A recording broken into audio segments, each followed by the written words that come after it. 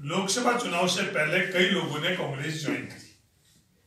उन तमाम लोगों का कांग्रेस के अंदर शामिल होना का मैंने उस वक्त भी स्वागत किया, आज भी स्वागत करता हूं। हम लोगों को जिन मतदाताओं ने विधानसभा में वोट नहीं दिए, लोकसभा में वोट नहीं दिए और जिन्होंने वोट दिए, उन तमाम मतदाताओं को मैं धन्यवाद देना चाहता हूं। अगर श्रेय किसी को है जीतने का तो उन मतदाताओं को है।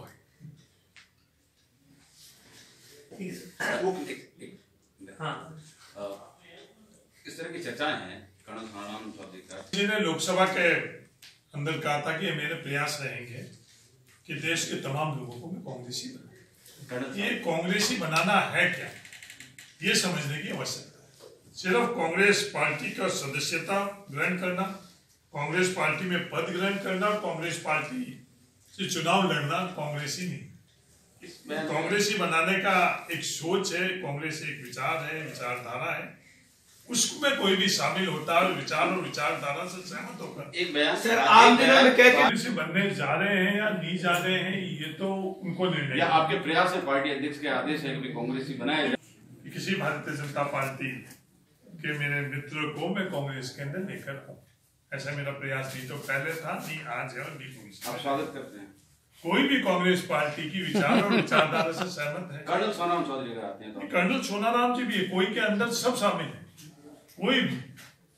पिछले दफे भी ये बयान आया था, ये सवाल आया था, जो सवाल का जो जवाब था उस वक्त भी वही था, आज भी है और भविष्य के अंदर भी ये रहेगा। आपके स्वागत के बड़े मायने हैं। पिछली बार आपने कर्नल मानवेंद्र सिंह और कर्नल सोनाराम दोनों का स्वागत किया था, तो एक तो और स्वागत किया उनका, दूसरे कर्नल साहब मैं खुद लेकर उनको यहाँ आने से, तो मेरा उसके उस वक्त भी उस दिन भी मेरा स्वागत था। और दूसरे कर्नल साहब का भी स्वागत है। किनका? सोनाराम चौधरी। कर्नल सोनाराम जी का क्यों, मैं हर व्यक्ति जो कांग्रेस की विचारधारा से सहमत है उनका स्वागत है। ओके, आप भी अगर कांग्रेस की विचारधारा से सहमत हो और आप अगर सदस्य। सर बीजेपी का ये कहना है कि जिसके पास कोई अनुभव राजनीतिक नहीं रहा, कभी चुनाव नहीं लड़ा, वो उत्तर प्रदेश में हमें क्या टक्कर दे पाएंगे। ये तो गांधी लगता है, इसलिए प्रियंका गांधी का नाम लोकसभा और ये एक तरह से परिवारवाद का आरोप लगा है। भारतीय जनता पार्टी की जैसी दृष्टि है उनके लिए सृष्टि वैसी। अनुभव रखते हैं या नहीं रखते हैं, वो काबिलियत पूरी देश ही नहीं दुनिया जानते हैं प्रियंका गांधी जी। और आने वाले समय के अंदर लोकसभा के नतीजे बता देंगे उनके काबिलियत के सत्ता। अच्छा, जयपुर में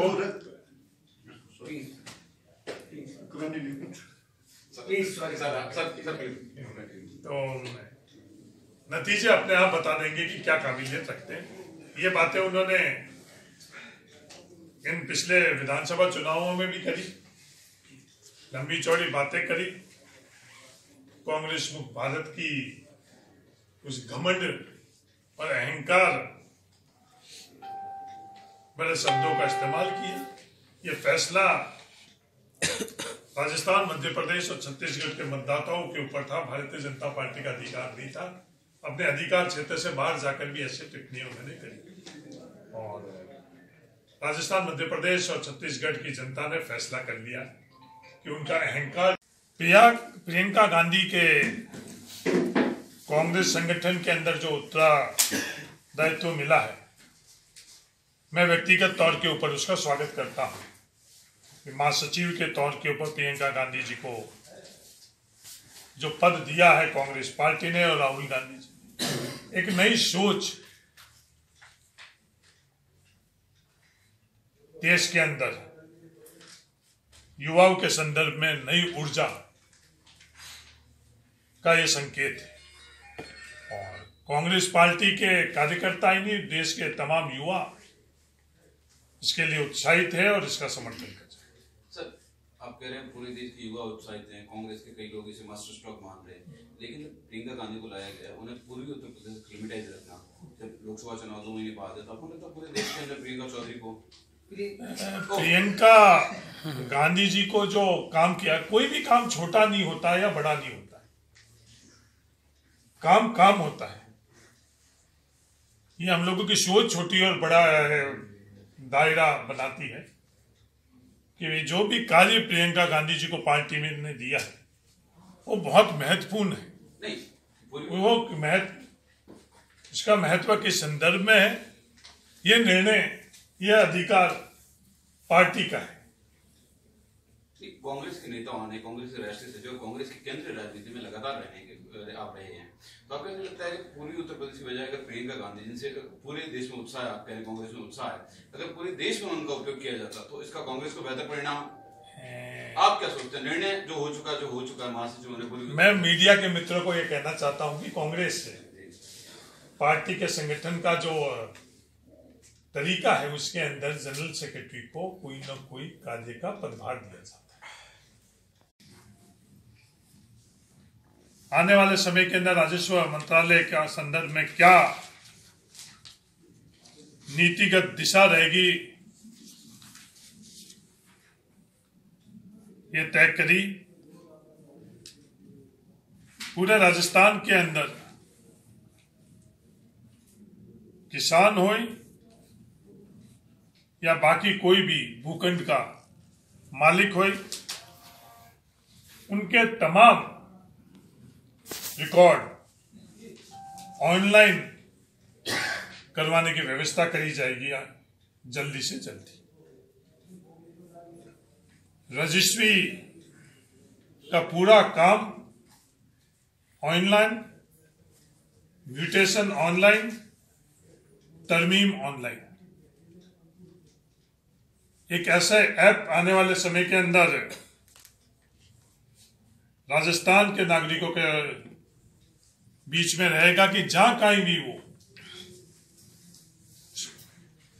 खड़े रहेंगे, उस ऐप के माध्यम से उस जगह का पूरे की पूरा राजस्व रिकॉर्ड उस मोबाइल या के ऊपर आ जाएगा। उसका इतिहास भी आ जाएगा, उसकी स्थितियां क्या है वो भी आ जाएगी। आज सबसे बड़ी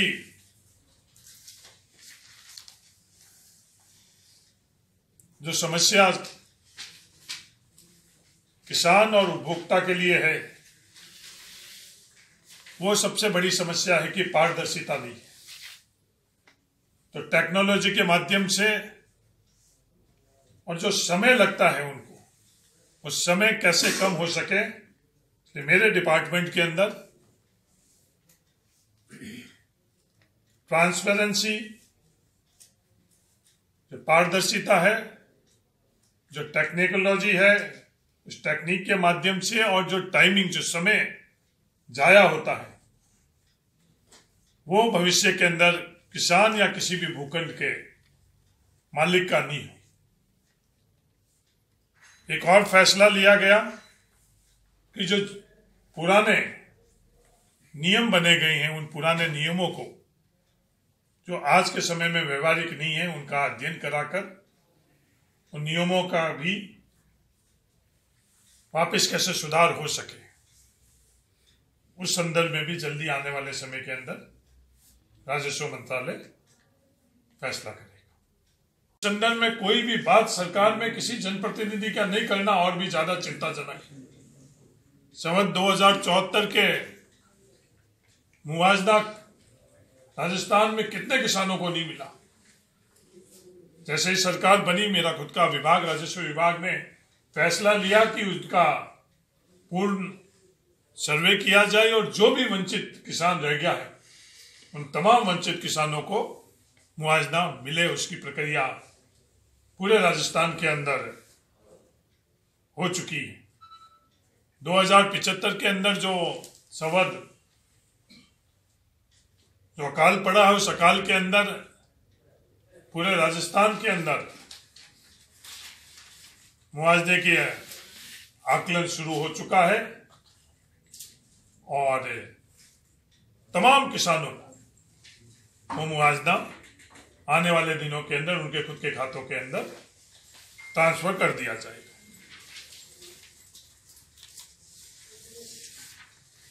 वित्तीय व्यवस्था किए बिना कांग्रेस की सरकार कोई भी कार्य नहीं करती। 2075 के अकाल के संदर्भ में 550 करोड़ रुपए का राजस्थान सरकार ने जो व्यवस्था की है, 550 करोड़ रुपए आज तक इतिहास के अंदर मुआवजा के अंतर्गत राजस्थान को किसानों को नहीं मिला। इतनी बड़ी धनराशि की स्वीकृति राजस्थान की।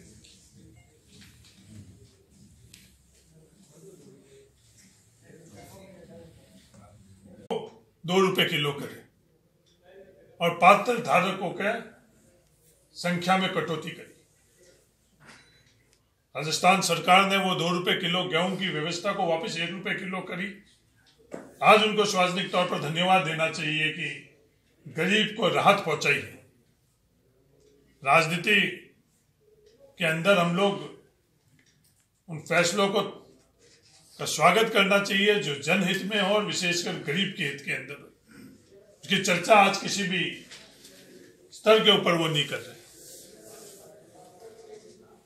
किसानों के संदर्भ के अंदर 5 साल तक किसानों की बिजली की दरें नहीं बढ़े, ये फैसला राजस्थान की सरकार ने किया है, वो स्वागत योग्य है।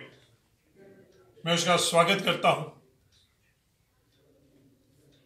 भारतीय जनता पार्टी की सरकार के अंदर किसानों के साथ क्या स्थितियां हुई, किसानों के साथ बिजली की दरें बढ़ाकर उनको आगे बढ़ने की जगह उनका जो ताकत थी उसके अंदर कटौती करी। किसानों के साथ बहुत बड़ा धोखा किया गया। अखबारों के माध्यम से ये बातें करी गई कि किसानों के कनेक्शन इस तारीख तक इतने कनेक्शन हो जाएंगे सरकार के तरफ से, और वो कनेक्शन नहीं होने के कारण किसानों की क्या स्थिति पूरे प्रदेश के अंदर हुई और बाड़मेर के अंदर हुई। उन्होंने ऋण लेकर और वो पैसा चाहे ट्यूबवेल खुदाने का हो और चाहे स्पेशल के अंदर कनेक्शन लेने के लिए, राजस्थान की सरकार ने जून माह तक 1 लाख किसानों को बिजली के कनेक्शन देने का जो फैसला किया है उसका भी मैं स्वागत करता हूं और विश्वास दिलाता हूं 1 लाख कृषि कनेक्शन होंगे।